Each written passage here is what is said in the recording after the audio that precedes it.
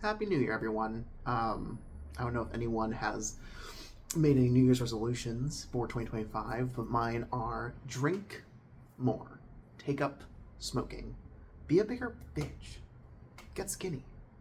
But most importantly, don't have an intro anymore. My name is James, and I'm going to talk about some releases that have come in before the new year. Thanks for everyone who watched and commented on my previous video for the wrap-up of 2024. It is, to this day, the most successful video I've ever made, so thanks for that. I know consistency is key, so maybe we can make that a sixth New Year's resolution for 2025. Anyways, I have a stack of CDs here, my thing of CDs, and I just want to talk about them a little bit. First up is the Old Dead Trees comeback record, Second Thoughts. This is one of the stragglers from the 2024 wrap-up that I said in the comments that I had 6 records coming in. This is one of them. This is a French gothic metal band. I've known about them for years. Up until very recently, they were broken up. And so I believe it's been 15-ish years since their last record, I think. The timeline is a little foggy for me, but this is their latest album was released in November, December of last year on Season of Mist. And this is a very sleek, modern, slightly progressive gothic metal record.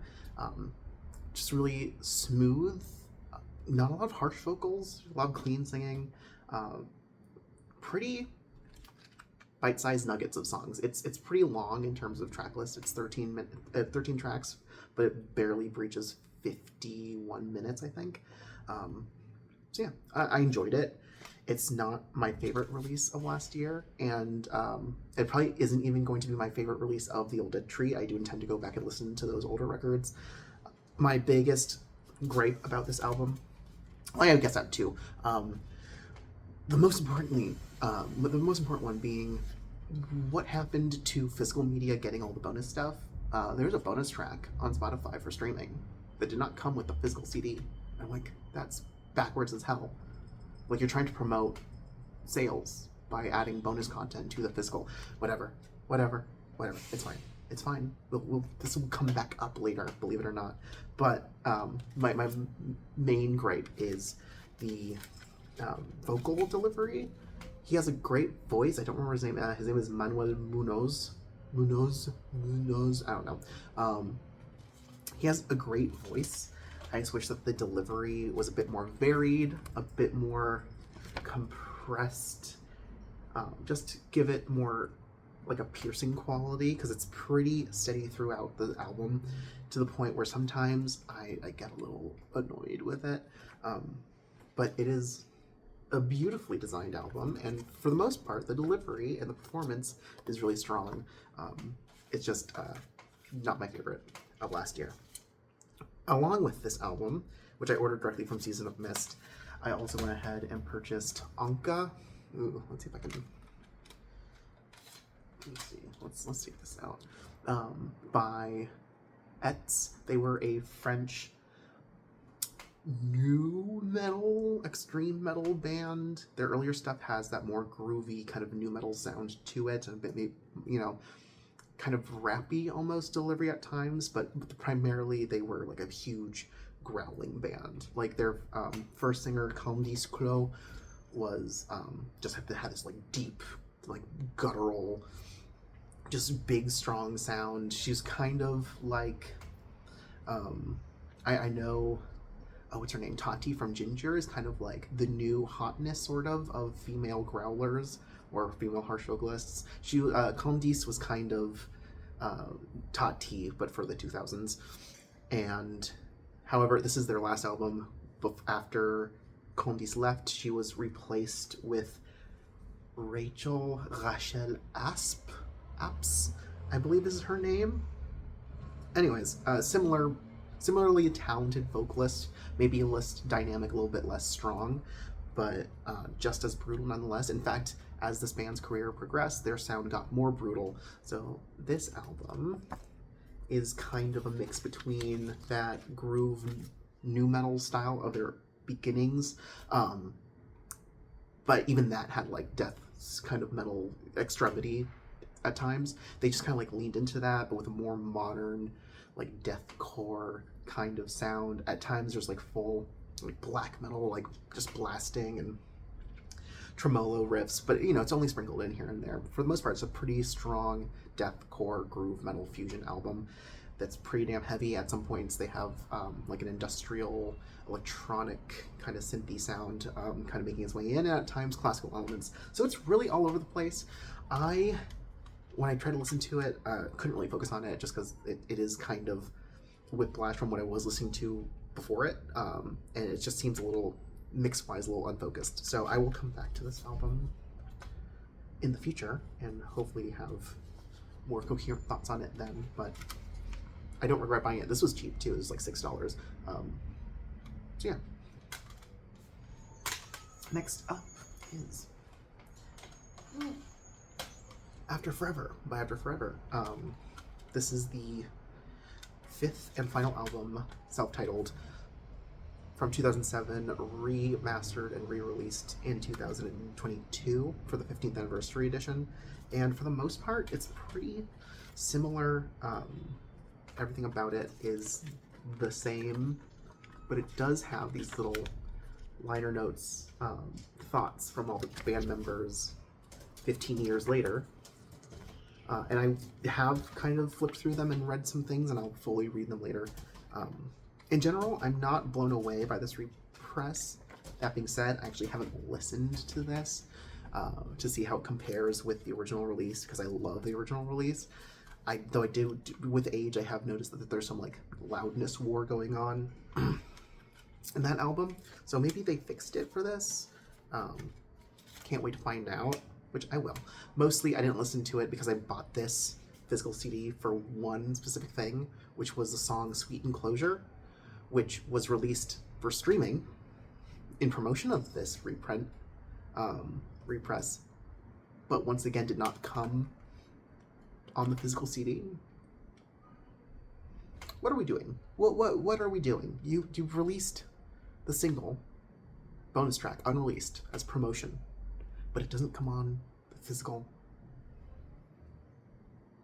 Anyways, also the paper of the booklet is kind of flimsy compared to the original. Not blown away with the presentation of this reprint. But again, I will listen to the remaster and I will make my opinion on that later. Next up is the Moonflowers by Soul of the Sun. I don't actually know which album this is of theirs numerically or chronologically. I just bought it pretty much around the same time as I purchased Shining, and then this just was delayed a bunch. And I am loving this album. Just first of all, aesthetically speaking, look at that. And there's a whole little story in the booklet. I know it's a concept album. It's about grief and loss. I believe this is the album by Soul of the Sun that came out after. Oh no. Yeah. I don't actually know any of these people's names. Raivio? Is it him? Anyways, the mastermind of this band lost his girlfriend, longtime partner, wife, I don't know if they were married or not, to cancer. And I believe this is the album that came out that was written after that. Though I don't know all the deep lore. I don't know all the drama or whatever. I don't want to call it drama. That's inappropriate. But yes, this album is doomy, super just dripping in atmosphere. There's strings and these really classical elements on it. It feels more like a gothic doom album in the style of almost like Draconian maybe. It doesn't necessarily feel like a quote-unquote death doom band or record, and that's something I've noticed about this band is like their marketing. People call them death doom all the time. I just feel like that's just not necessarily accurate. I think people have just forgotten that the term gothic exists. But yeah, beautiful album. I didn't listen to the second disc, which is the NOX Plays Moonflowers live at Sipu Church, which I believe is the string quartet that recorded on this album, but I'm not entirely sure. Anyways, that's Moonflowers. 2021. I don't think I mentioned that. Released in 2021. This prompted me to go back and listen to some of my previously purchased releases of the 2020s because I'm trying to be more comprehensive on the decade. We're already halfway through, so I kind of want to have like a good grasp on like where we are musically, and maybe when the decade is up and I'm still doing this, if I'm still doing this, I'll do like a best of the decade list. So that's a 5-year plan if I've ever heard of one.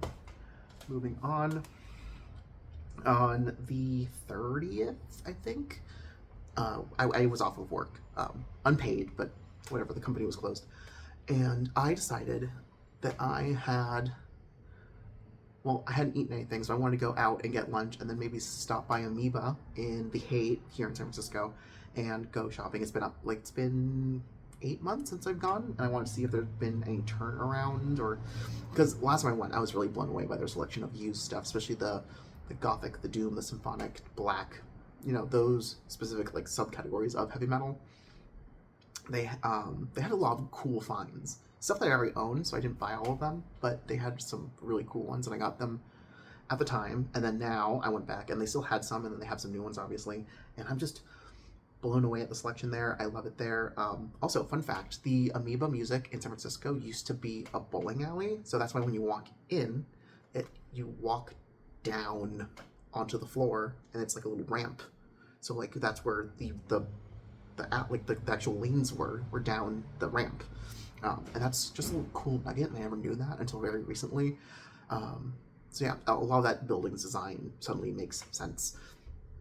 Anyways, it's a cool place. Whenever you're in San Francisco, if you like, extreme metal, check it out.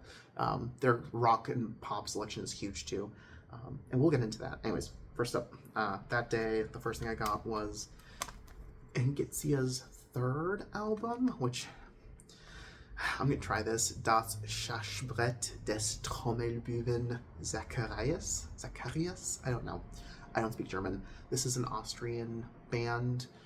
Their first 3 albums were released in the 90s. This is their third, and it's kind of hyper classical, piano driven, like gothic, symphonic metal, almost not metal.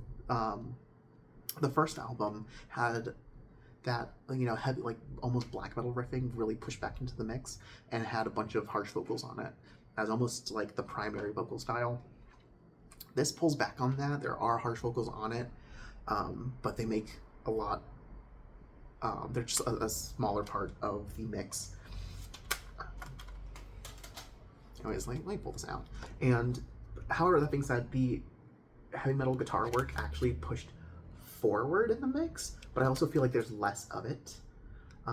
Anyways, I love the art direction on this album, even though it doesn't actually have the lyrics to the songs on it. It's a story, and I haven't bothered translating this from German into English, but basically it does also tell a story, and I guess I'm supposed to like actually read it to get the full context, but I do not. All I know is that it opens in Moscow in winter of 1904.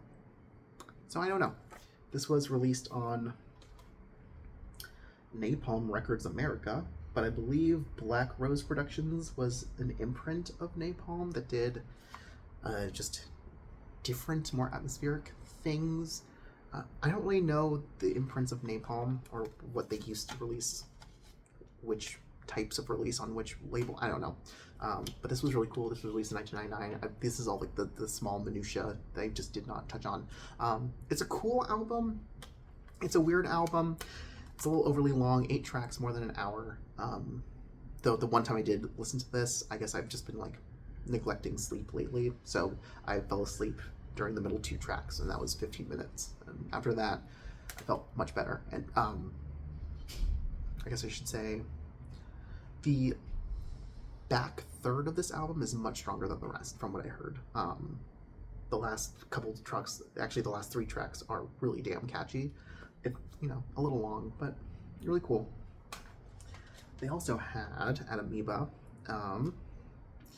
The Secret Kingdom by Avragus, which I did talk about this album once on my channel in a previous video, when I was going through my collection in the A's. This is the Hammerheart ink pressing of it. The original one that I had is on Phono, which is a Russian print, and I'm not entirely sure if any of that shit is legit.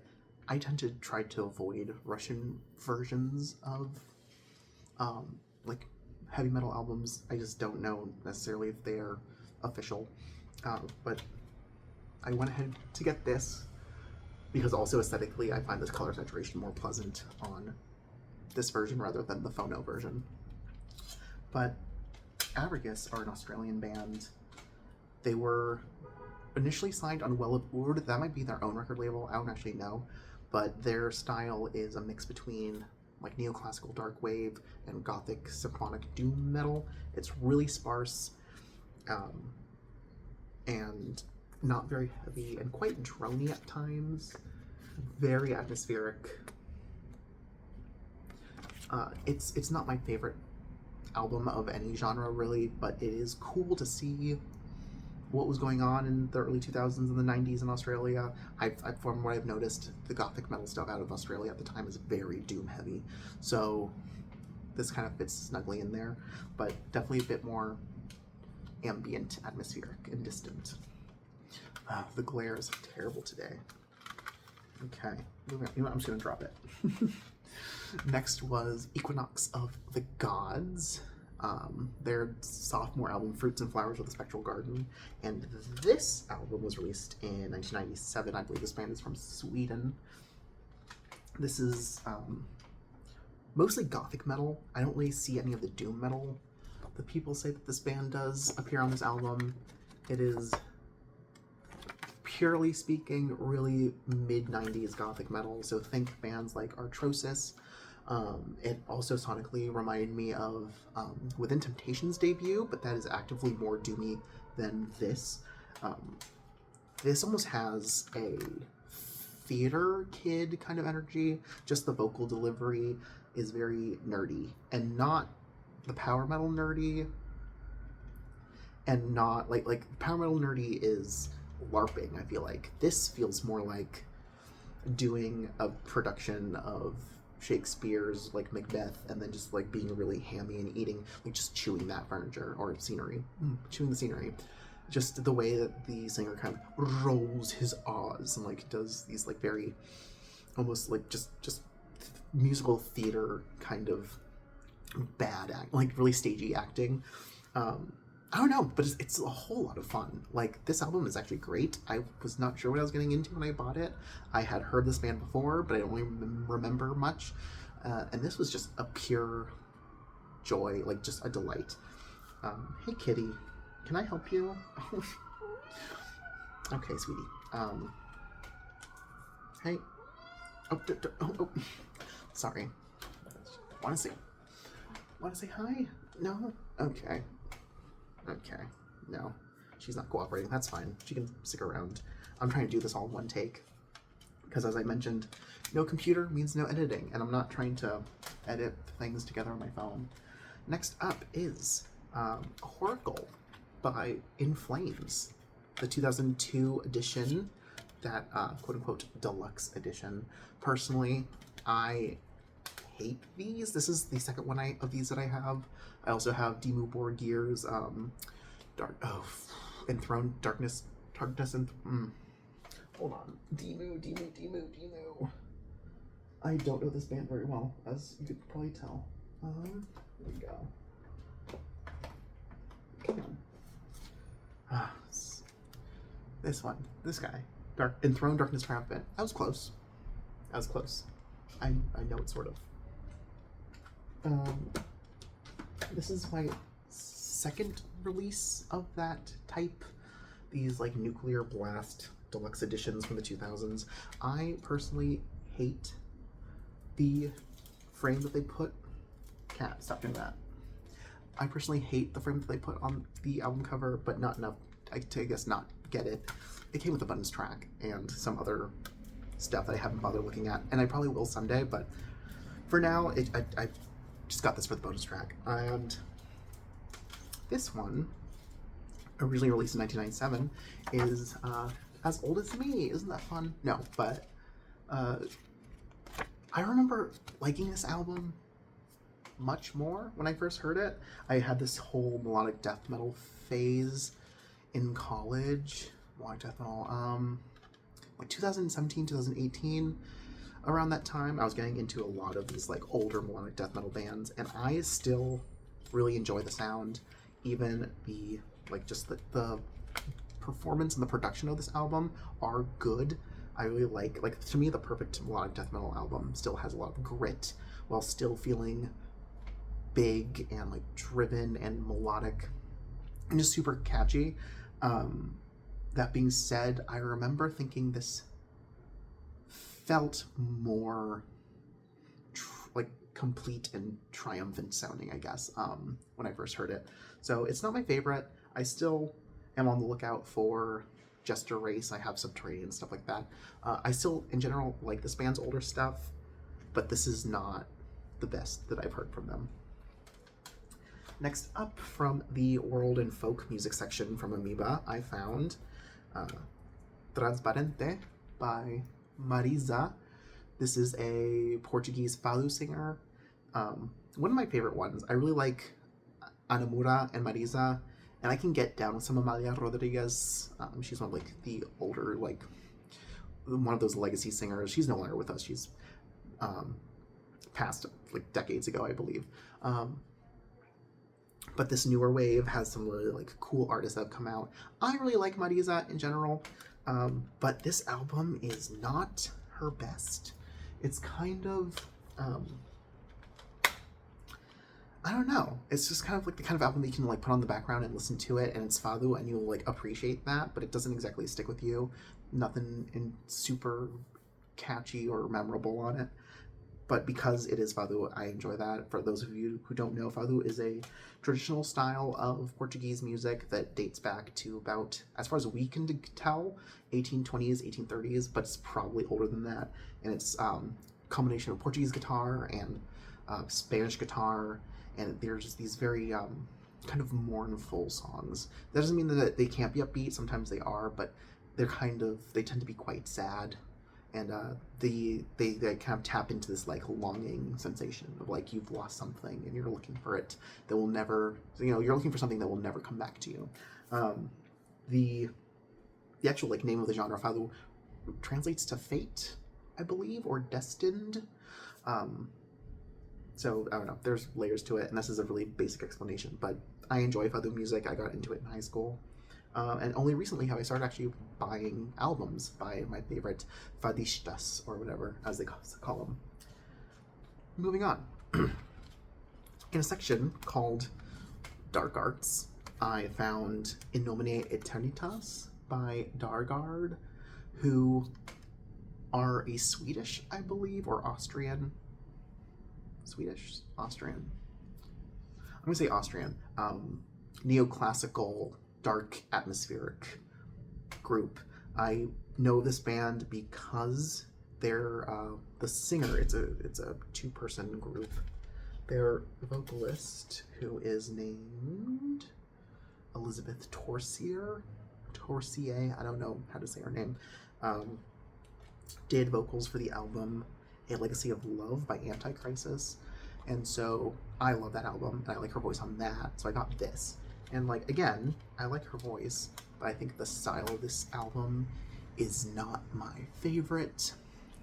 I'm always hopeful that I'll enjoy these like more neoclassical acts, these darker, like for the goths kind of, bands, but I just don't think that they're doing things I personally find that compelling. So I would prefer. Anyways, sorry about that. They're cleaning the carpets outside, and they like spray down the stuff, and the smell is hitting me, and I'm not reacting great to it. Anyways, so I always wanted a group like this to do like basically what they're doing, with a little bit more catchy hooks, and then with maybe like cool industrial beats underneath. Basically, I'd like this to be a bit more industrial, and that's just me. And I understand that's my problem, but wasn't crazy about this. the last two things I got out of Amoeba that day were Oh My Darling and Heart of My Own by Beja Boulat. This is a Canadian folk singer-songwriter. I really got into her in 2023, I want to say, specifically with this album. It's really just, I don't know, it hit me emotionally in a way that I wasn't expecting, and I just kind of leaned into it. I guess I should back up a little bit and describe these. So, Oh My Darling feels a bit more late 2000s, early 2010s hipstery coffee shop to me, and I'm not super crazy about it. Love ukulele, don't love ukulele. On the other side of that, this album, Heart of My Own, only has one track that uses ukulele, and that's the short little ditty like Sparrow.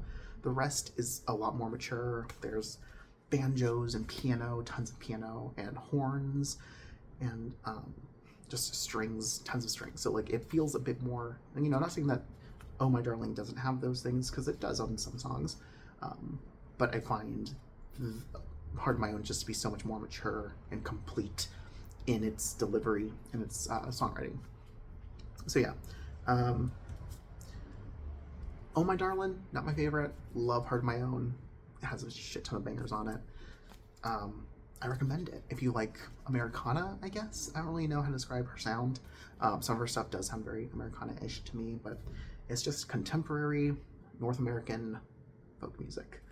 And the last thing I have in this video is Super Sunset by Aleah X. I went to go see her on the 30th here in San Francisco. She did a double on the 30th and the 31st at Great American Music Hall, which is down the hill from where I live. So I went walking, and she put on a great show. Loved it. Most of the songs, of course, came from the last album, which I loved and I said was my favorite of the year, probably. So while I was there at the merch booth, I went ahead and got this little EP from 2018. Definitely different. You can tell by the album cover, similar aesthetic, but a different sound in general.